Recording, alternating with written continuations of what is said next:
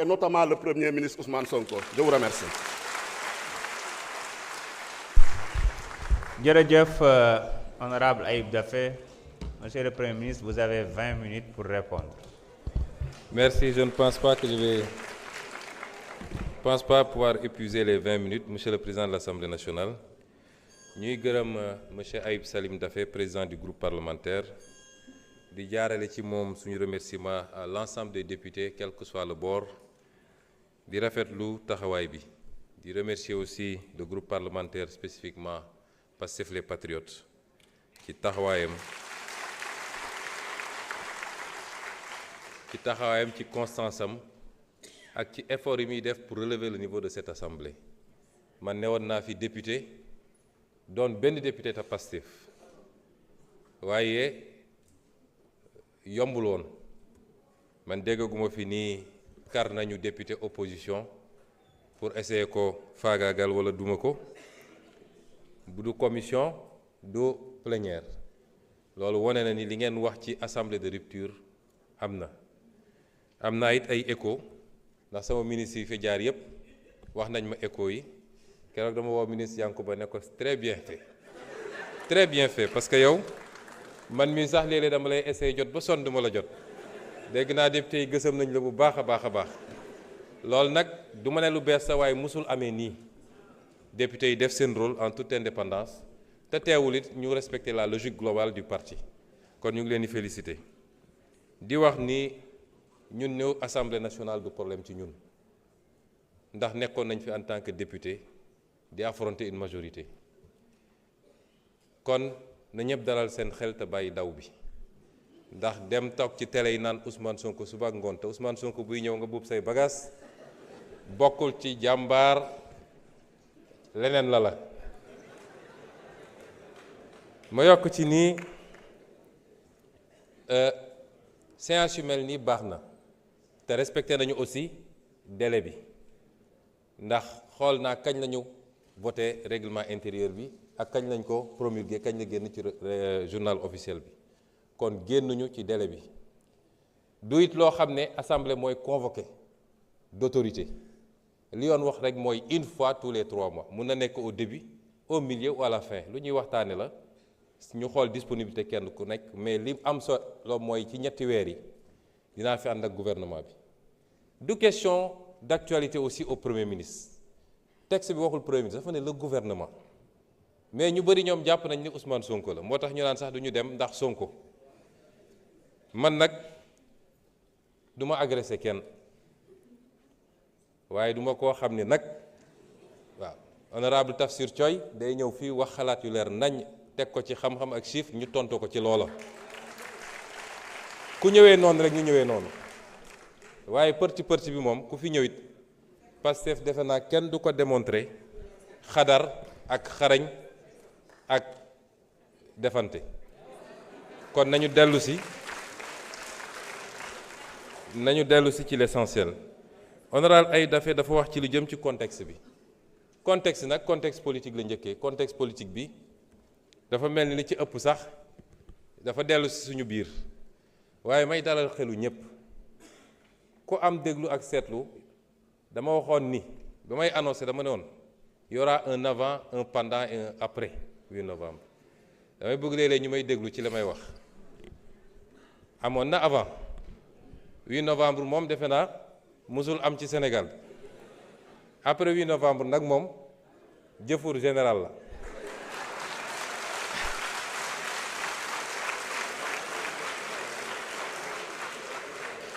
waaye ñu dalal xelu nit ñi ni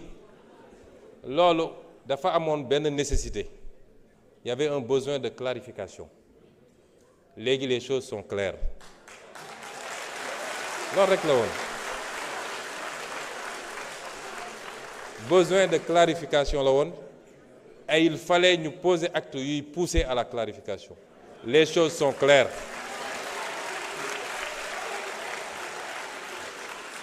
mu des nag ñu doxal ku yaakaar ni problème bu insurmontable am na fi wala nit ñi dootuñu tuddante loolu amul jàmm rek la ñu seq jàmm rek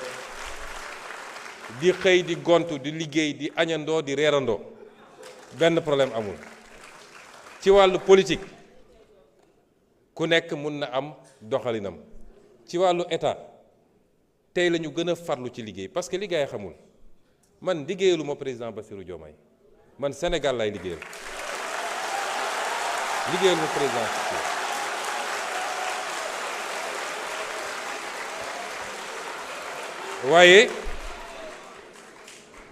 waaye liggéey gi may liggéeyal Sénégal dafa nekk ci kilifteefu président Bassirou te ci mandaam lañ koy comptabiliser kon lépp lu ma jàpp ne lii njëriñ la du ma ci xaar président Bassirou lépp lu ma yaakaar ni lii safaan wala du ma ci xaar président Bassirou moo tax contexte politique mënul am impact ci suñu xëy ak suñu gont ak suñu liggéey te tey séance bi wan na leen ni tey la ñu gën a farlu ci liggéey bi pour réussir le projet qu'on a promis aux Sénégalais. su jëmee ci contexte régional bi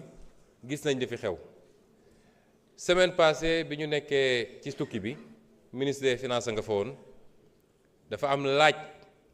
bu kilifa gi ñu seeti woon laaj may ñaan nag yéen ñëpp ngeen yokk ñaan yi parce que la ñu doon doxi mën na am ci fan yu néew mu sotti te dina baax lool ci réew mi torop sax waaye dafa am laaj bu mu laaj ne lan moo may garantir ni li xew ci réew yi leen wër du ñëw Sénégal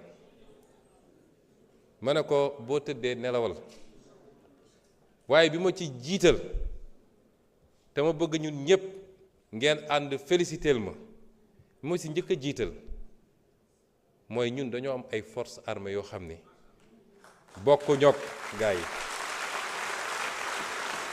ñun li ñu am booy xool li xew fépp dañu war a dellu sant yàlla bi mu ñu joxee armée bi mel nii dañ ko war a sant yàlla muy armée boo xam ne jaxasoowul ci mbirum politique waaye mat na liñ ko doyee pour sécuriser le territoire national moom ak toutes les forces de défense et de sécurité ñu boole ci am askan woo xam ne du askan bu ñuy nax moo tax léeg-léeg nit ñi nekk ci rajo yi télé yi mbër ba jàpp ni nag askan wi génn na ci Ousmane Sonko bàyyi na président Diomaye ñu ne kon nañu accéléré bu ñu ñëwaatee nag gis lu raw lañ daan gis askanu Sénégal du askan bu ñuy nax moo tax xeetu politique bu bees gi mooy jàkkaarloog askan wi di leen wax dëgg saa su ne loolu ñi nga xam ne politique tappale la ñu xamoon ils sont complètement dépassés moo tax li leen dese mooy di fay ay nit pour ñu wax ju ñaaw le message nag mooy li may wax sénégalais yi mandat bi mandat wu réforme la mandat bi réforme li ci jiitu mooy ñu xoolaat suñu bopp par rapport ak valeurs yi ak jikko yi le capital humain réew jikko ak valeur moo koy tabax Singapour bi ma tudd léegi benn île bu ndaw la boo xam ne matul sax benn région Sénégal amul or amul jama amul dara waaye ki ko modifié bi mu ñëwee dafa ne may njëkk a commencé mooy valeurs yi ak jikko yi mooy la discipline mooy le respect de la règle mooy l'éducation moom foofu la njëkk a commencé tey ci réew yi gën a développé ci àdduna la bokk li Sénégal am Singapour amul toq bi kon li ñuy wax ci discipline defuñu ko pour réprimer wax naa léegi ministre bi waroon nga wax ci mendicité bi aussi ndax du rek ambulant yi waaye mendicité bi ak yeneen defuñu ko pour réprimer te dinañ ci ànd ak ay mesures d'accompagnement waaye li ñu bëgg a xamloo Sénégalais yi lii yëpp dal ñu lan moo ko andi discipline bokk na ci yow lii dañ la koo dénk askan wee ko moom bu ko jël du ko digal sa poos bu ko jël di ko yóbbu ci ay compte ñu delloo ci xelu nit ñi ni xaalis dañ koy liggéey kenn du ko lijjanti premier combat bi mooy ñu dem ba képp ku ñu investir d'une fonction publique moo xam fonctionnaire nga moo xam décideur politique nga dootoo ñemeeti jël fistine boo moomul fii rek egguñu foofu rek li waroon tabax hôpitaux yi li ñu waroon tabaxee 100 hôpitaux 10 hôpitaux lañ ciy tabax loolu bokk na ci facteur de sous-développement te loolu bokk na ci l'un des grands combats de ce chantier de ce mandat dellu ci valeurs yi ak jikko yi. ñaareel bi mooy ñu partager une vision économique lan la ñu bëgg a def ci réew mi chaque jour ñu ngi expliquer pourquoi ñu ne priorité réew du dem tabax ay forcément ay immeuble ay autoroute waaye tabaxal lii téye koom réew mbayu réew ma fan la toll napp gi fan la toll càmm gi fan la toll ressource naturelle réew mi est-ce que téye nañ ko ci réew mi est-ce que ñi ngi fexe transformer loolu mu andi valeur ajoutée moo gën ñu koy bàyyi mu génn brut loolu bokkul ak li fi daan am donc option yi bokkul kon effort yi ñuy réclamer peuple bi c'est pour aller d'un point bi ñu fekk réew mi mais lii ñu wax nii bu ñu ko réaliser defe naa coow li yëpp ñuy wax ci jafe-jafe yeeg emploi jeunes yooyu dootu fi am mais loolu pour ñu avancer il faut ñu partager gis-gis bi te il faut que ñu fexe ba instaurer ce débat là mu doon le débat prioritaire fii waaye débat xëy su ba ngoon jot am Sonko andil Ousmane amalul njëriñ réew mi nañu wax lan la président Bassirou Diomaye ak gouvernement am di def ci mbay mi ci càmm gi ci napp gi lan la ñuy def pour teewaat suñu réew moomaat ko loolu moo ëpp solo que débat yooyu ñuy am kon peuple bi ci boppam moo war a affranchir bu dee lenn ci médias yi ak réseaux sociaux yi buggu ñoo topp loolu peuple bi moo war a am ful la boppam daal di dellu si ses orientations soo déggul loo xam ne jëm na ci liy farata liy njëriñu réew mi nga romb loolu dem toppatoo farata parce que booy déglu léegi Sénégal nga tukki tuuti da nga naan mais ñun dafa li am Sénégal amul fenn amu ko te ñépp laa wax nag ku bokk ak man ak ku bokk ak keneen man sama discours musul changer nañu dellu si ci valeur yooyu c'est extrêmement important te loolu c'est l'un des éléments importants de ce mandat. Ce mandat est celui de la refondation patriotique. Les valeurs humaines, le capital humain, la souveraineté, mais également les réformes institutionnelles et politiques am na ko laaj léegi pour gën a dëgëral et stabiliser les options économiques claires mais surtout te loolu lu am solo la ñun ñiy jiite il faut qu'on soit irréprochable aw askan munoo ko woo ci direction bu dee yow jiituloo ko fa moo tax la reddition des comptes la fa daan am régime bu ñëw ñu yëkkati ko quelques jours jàpp benn wala ñaar bouc émissaire après mbiri ndax saay loolu mënatul am du soxar du fayantu waaye c'est une demande forte du peuple sénégalais qui a suffisamment subi moo tax nous veillerons à ce que ñu doxalee ko ni ñu ko war a doxalee ba képp koo xam ne def nga te mu am ay preuves yu def nga lay ak peuple sénégalais ku deful ñu bàyyi la nga ñibbi waaye ñun ñi nga xam ne ñun yàlla dénk tey ma dellu waxaat ko du ay menaces du dara ku ci yàkkamti wala nga dugg ci logique politicienne mooy jàpp ni il faut ma dajale xaalis pour dem uti ay base politique ba laal la waruta laal doo ci mucc yow it parce que fii amul kumba am ndey kumba amul ndey on appliquera la même rigueur enfin yi nga xam ne c'est les grandes orientations li ma bëgg a gëmlu peuple bi xam ko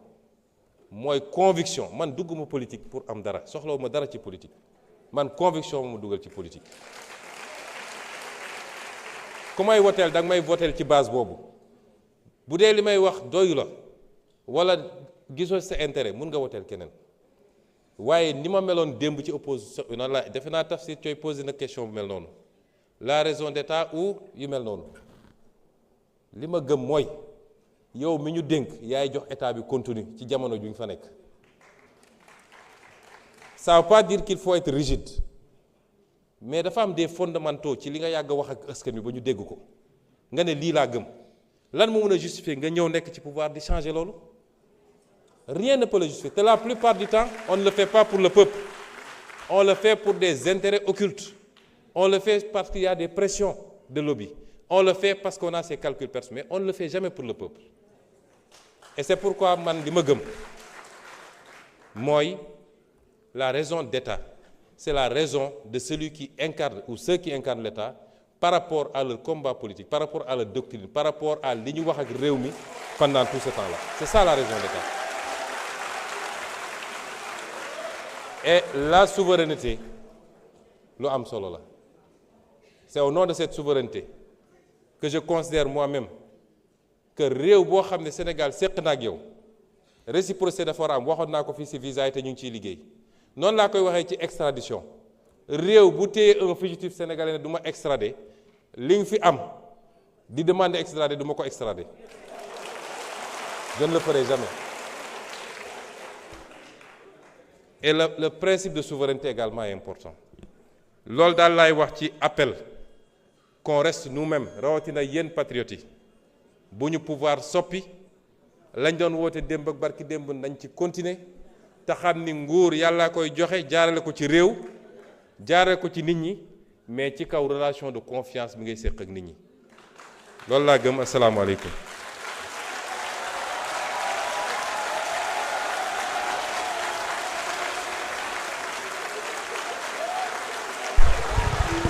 Merci. Merci beaucoup.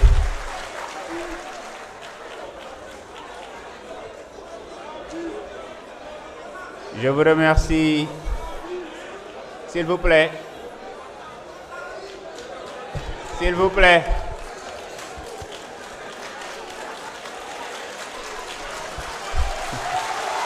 Merci beaucoup.